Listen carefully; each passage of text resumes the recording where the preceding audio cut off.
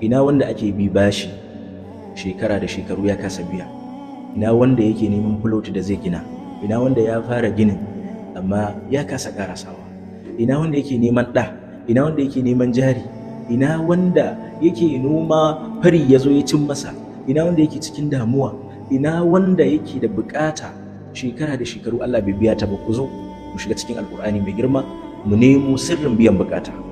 Akwai wani sirri wanda Allah da kansa shi ya bamu shi a cikin littafinsa mai tsarki, amma da asaf wake ya'ya da mu ya makance. Abin takeicin mafiya yawan mu muna wucewa ta kan wannan sirri ba tare da aiki da shi ba. Allah ya alƙauranta duk wanda ya aikata wannan abu da biyan bukata, bari ma dai Allah ya alƙawari har guda 7. Zaka so, zaki so, za ku so ku ji wai menene wannan abu.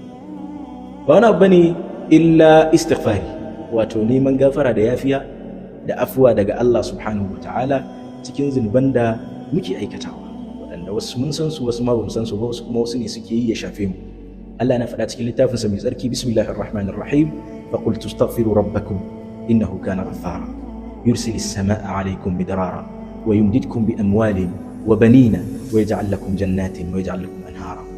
Abubba ne guda 7 Allah lissafo sai ce muddin muka lazamci istighfari to yayi mana alƙawarin cika mana waɗannan burika.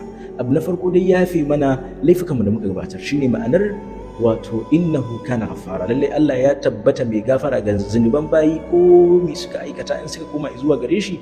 Allah mai yafi musu ne, mai karɓar tuban bayi ne a koda yaushe. Kofarsa baya rufe ta muddin ba rana ce ta fito daga yamma za ta faɗa a gabas ba.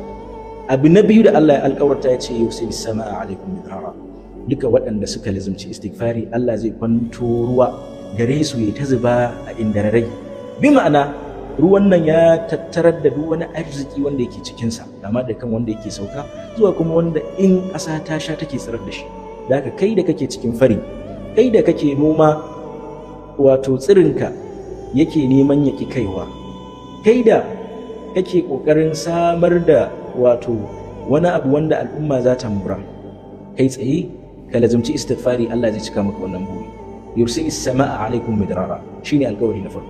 Allah zai sauko da sama gare ku, bi ma'ana zai sauko da ruwa daga sama, ruwa mai amfani wanda zai sauko ƙasa ta samu kuma ta tsirar da abin da mutane za su ci, dabbobi su ci, da kuma wasu albarkatun baki ɗaya waɗanda suke sauka daga sama.